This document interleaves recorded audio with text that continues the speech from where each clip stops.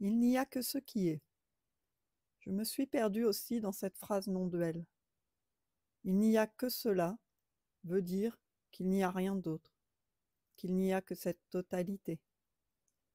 Or, elle est souvent rapportée à une définition un peu différente que ce qui est ne peut pas être autrement, qui ramène aussi à une sorte de fatalité, comme quoi ce qui est ainsi, donc pas autre chose, et qui peut aussi induire l'idée de la victime qui subit la vie.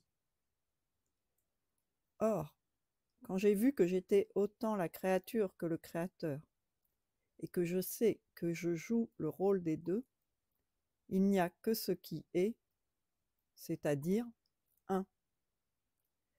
Dans l'instant, il n'y a que ce qui est, ça ramène à cette aperception du non manifesté. Est-ce que cela veut dire pour autant que chaque instant qui est a une seule réalité possible? Ce qui m'apparaît, c'est qu'il n'y a que ce qui est, et donc que tout est ce qui est. Si on reprend cette phrase à un niveau souvent amalgamé de la notion de libre arbitre, et que tout est comme c'est, et que alors il n'y a aucun pouvoir de changer les choses, et que la posture juste est l'acceptation sans vouloir autre chose pour l'instant d'après, à mon sens, il y a un biais. Si on me violente ou si un enfant traverse la rue alors qu'un camion arrive, je ne vais pas dire « il n'y a que ce qui est, donc je laisse faire ». A priori, je vais empêcher l'instant d'après de continuer sur cette ligne. C'est aussi ce qui est. C'est la non-résistance à la colère ou à la défense de la vie naturelle quand elle est. Le non fait entièrement partie de ce qui est. Et d'ailleurs, très souvent sur ce chemin, on arrive sur ce dire oui, même au non. C'est l'accueil des deux en même temps, faisant partie de la même réalité, qui est la clé. Chaque élément de la création possède en lui-même la contrepartie de sa propre existence. Sinon, ça peut redevenir une posture d'être attaché à ne pas résister, à ne pas réagir, à avoir des envies d'autre chose. Et on commence à réfréner les changements, les élans, et la responsabilité d'être autant le créateur que la créature. Et on se replace subtilement en victime. D'aucuns diront qu'il n'y a personne pour être victime. Certes, mais il n'y a non plus personne pour accepter la vie. Donc, s'il n'y a pas l'un, il n'y a pas l'autre. Dans ce qui est, ici, il y avait celle qui n'a jamais pris son pouvoir et qui a même un peu de fainéantise à prendre la responsabilité de sa vie.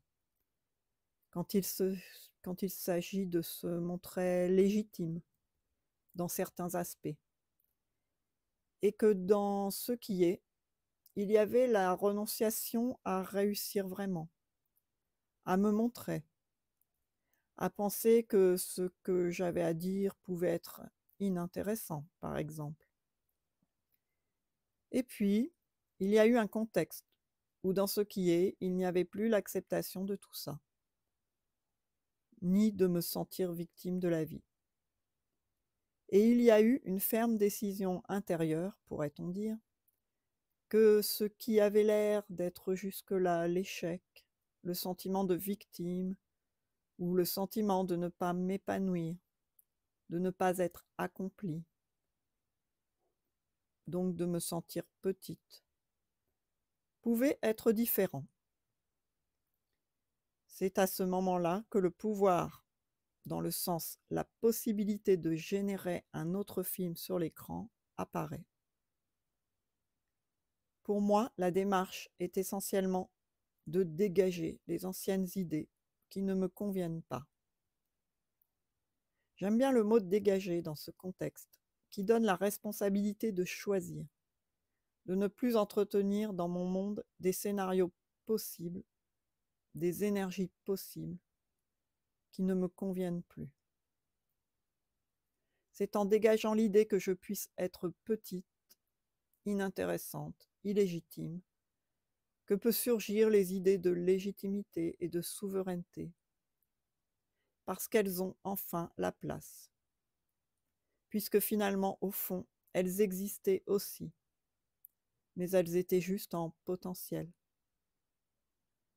Chez moi, elles étaient même en train de frapper à la porte très fort depuis longtemps, mais la clé était fermée à double tour, par des conditionnements appris.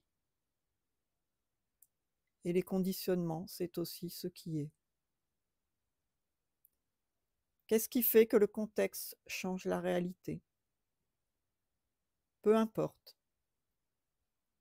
Si c'est d'écouter cette vidéo, c'est parfait. Si en écoutant cette vidéo, vous n'avez pas envie de changer votre réalité, c'est parfait aussi. Si ce qui est, c'est de vouloir ressentir ce qui est déjà là en potentiel, l'amour, la joie, la paix, au lieu de ressentir la résistance et la redondance des situations, c'est parfait. Car finalement, le manque de légitimité était seulement de ne pas oser exprimer, créer, aller sur des voies inexplorées jusque-là, et qui maintenant me relient à la joie. Ce n'est pas mieux ou moins bien, dans l'absolu, certes, mais dans l'expérience, ça enlève des entraves et ça procure un sentiment de liberté qui est relié à l'infinité que je suis. C'est en tout cas comme ça que je le vis actuellement. C'est ce qui est.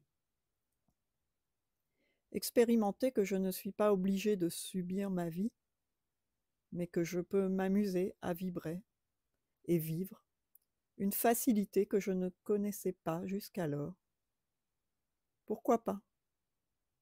C'est en tout cas plus libre et moins rétracté, donc moins dans la résistance, dans la tension, donc moins inconfortable. Donc, est-ce que ce qui est une fatalité et que ça ne peut pas changer? Évidemment non, puisque cela change d'instant en instant, et que cela est créé. Alors qu'est-ce qui le fait changer? Dans une certaine mesure, être plus connecté à la présence consciente que je suis, qu'aux peurs, donc aux limitations, défait déjà tout naturellement les entraves, et cela insuffle forcément une nouvelle ligne, car on n'est plus vibrant de résistance, mais de déploiement. Cela peut se faire naturellement. À un certain niveau, c'est vu que tout est déjà comme c'est. Sans temps ni espace, donc c'est déjà ce que c'est. Mais comme tout est paradoxe et que tout est en même temps les deux facettes, à un certain niveau, tout est potentiellement possible. Tout se crée à partir d'une mémoire passée. Il n'y a pas de temps, mais la manifestation est une mémoire dans le présent. Pourrait-on dire comme ça? La vie s'autocrée perpétuellement. Et même si c'est seulement un contexte global qui fait que je choisis de changer ma vibration, mes programmations, mes croyances, cela ne change rien à un apparent choix possible. Alors, si ce qui est maintenant pour toi, c'est l'énergie de prendre ta vie en main, c'est ce qui va se passer. Et si tu en as marre de croire que tu dois naviguer à l'aveugle, sans boussole, et te fracasser contre les icebergs, tu peux décider de croire que tu peux t'auto-guider en gardant un cap. En tant que créateur, tu peux tout faire. Il suffit de le décider. Et pour le décider, il faut y croire. Quand on voit tout ce qui se produit dans l'univers, force est de constater que Dieu est un vrai croyant de toute possibilité. Mais il ne va pas s'arrêter là. Donc, toi non plus, puisqu'il n'y a qu'un. Tu n'es pas séparé de lui. Tu es lui manifesté. Alors, crois en toi.